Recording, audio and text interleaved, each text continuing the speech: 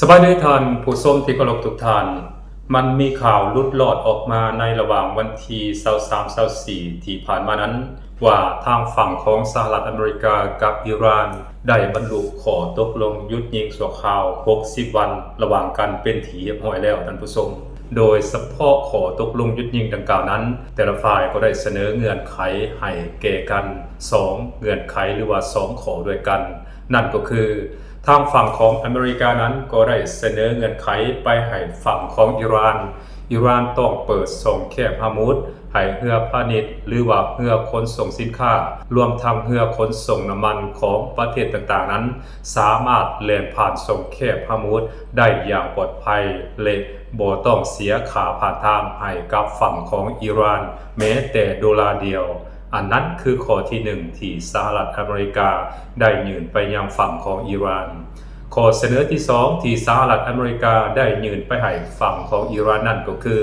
อิหร่านต้องเก็บกู้ลูกระเบิดที่อิหร่านได้เอาไปวางไว้อยู่ในส่งแคบฮามุดเพื่อป้องกันการบุกฮานหรือว่าการโจมตีทางเรือของอเมริกานั่นให้เก็บกู้ออกให้หมดอันนี้เป็นข้อเสนอที่2ที่สหรัฐอเมริกาได้เสนอไปยังฝั่งของอิหร่านและเบิ่งคือว่าข้อเสนอทั้งสองนี้ทางฝั่งของอิหร่านก็มีท่าทีตอบรับเป็นที่เรียบร้อยแล้วอันนั้นคือข้อเสนอของอเมริกาและการตอบรับจากฝั่งของอิหร่านนั่นเองท่านผู้ชม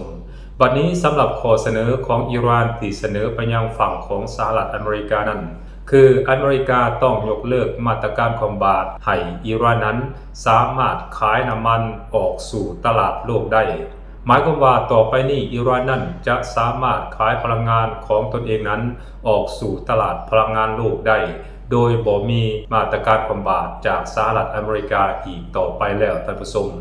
ข้อเสนอที่2อเมริกาต้องส่งคืนเงินคลังสำรองหรือว่าเงินทุนของประเทศอิหร่านที่ปะไว้หรือว่าที่ฝากไว้อยู่ในต่างประเทศจำนวน 20,000 กว่าล้านดอลลาร์สหรัฐอันนั้นอเมริกาต้องส่งมอบให้อิหร่านทันที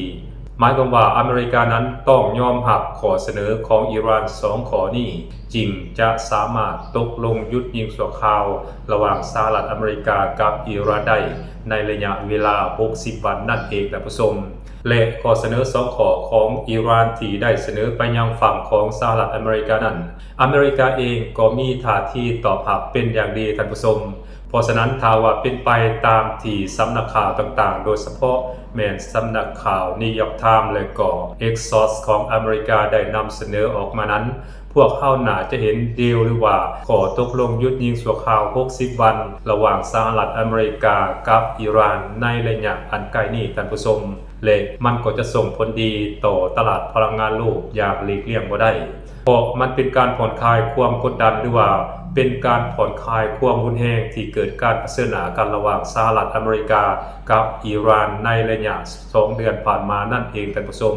และถ้าว่าส่งแคบฮามุดถือเปิดมันก็จะเฮ็ดให้บรรดาเรือพาณิชย์โดยเฉพาะแม่นเรือขนส่งน้ำมันออกสู่ตลาดโลกนั้นจะสะดวกสบายหลายขึ้นราคาพลังงานในตลาดโลกนั้นก็จะกลับมามีเสถียรภาพและลดลงอย่างต่อเนื่องนั่นเองท่านผู้ชมแต่ทั้งนี้ทั้งนั้นขอตกลงดังกล่าวนี้ก็ยังบ่ทันมีการเซ็นกันเถื่อท่านผู้ชมเพราะฉะนั้นอีหยังมันก็สามารถเกิดขึ้นได้ถ้าว่าอีกฝ่ายหนึ่งนั้นบ่ยอมรับหรือว่าถ้าว่าอีกฝ่ายหนึ่งนั้นยังละเมิดที่ได้ตกลงร่วมกันไว้โดยเฉพาะแม่นฝั่งของสหรัฐอเมริกานั่นแหละท่านผู้ชมโดยเฉพาะอเมริการ่วมมือกับอิสราเอลนั้นหลายครั้งพวกเขาก็จะสังเกตเห็นว่าอเมริกานั้นไปตกลงกับอิหร่านแต่อีกฝั่งหนึ่งอเมริกาเองกับสนับสนุนให้อิสราเอลนั้นเคลื่อนไหวโจมตีประเทศอิหร่านอย่างต่อเนื่องอันนี้ก็พวกเขาก็ต้องจับตาเบิ่งว่าอเมริกานั้นจะคุมอิสราเอลอยู่หรือบ่หรืออเมริกานั้นจะอนุญาตให้อิสราเอลนั้นปั่นป่วนและก็โจมตีประเทศอิหร่านต่อไปในระยะตกลงหยุดยิงชั่วคราว60วันนี้ท่านผู้ชมถ้าว่ามันเป็นแนวนั้นแท้ข้าพเจ้าเชื่อในว่าขอตกลงหยุดยิงนี้อาจจะถูกละเมิดหรือมีความเป็นไปได้สูงขอตกลงหยุดยิงดังกล่าวนี้อาจจะบ่เกิดขึ้นก็เป็นไปได้ท่านผู้ชมอันนี้มันเป็นเพียงการคาดการณ์แต่ว่าการคาดการณ์ดังกล่าวนี้มันก็ยังมีความหวังอยู่ในท่ามกลางความขัดแย้งที่เพิ่มขึ้นในภูมิภาคตะวันออกกลางโดยเฉพาะ ความขัดแย้งระหว่างสหรัฐอเมริกาอิสราเอลกับประเทศอิหร่านนั่นเองท่านผู้ชมอันนั้นเราต้องรอติดตามรับชมรับฟังนำกันต่อไปว่าท้ายที่สุดแล้วทั้ง2ประเทศนี้จะสามารถบรรลุข้อตกลงหยุดยิงชั่วคราว60วันได้หรือบ่ถ้าว่าสามารถบรรลุข้อตกลงหยุดยิงชั่วคราว60วันได้มันก็จะปูทางไปสู่การเจรจาตกลงหยุดยิงหรือว่ายุติสงครามระหว่างกันแบบถาวรได้นั่นเองท่านผู้ชมและมันก็จะเห็นให้สถานการณ์ต่างๆในภูมิภาคตะวันออกกลางกลับมาเป็นปกติมันจะเห็นให้ราคาพลังงานในตลาดโลกนั้นมีเสถียรภาพขึ้นหลายกว่าเก่าราคาพลังงานในตลาดโลกนั้นมันก็จะลดลงมาอยู่ในเกณฑ์ที่พวกเขาเคยบริโภคก่อนที่เกิดสงครามระหว่างสหรัฐอเมริกากับอิหร่านนั่นเองท่านผู้ชม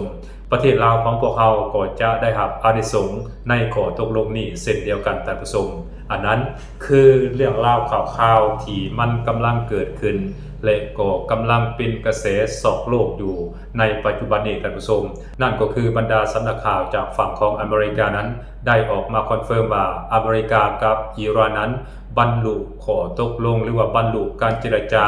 เพื่อเดินไปสู่ข้อตกลงหยุดยิงชั่วคราว60วันแล้วท่านผู้ชมสบายดี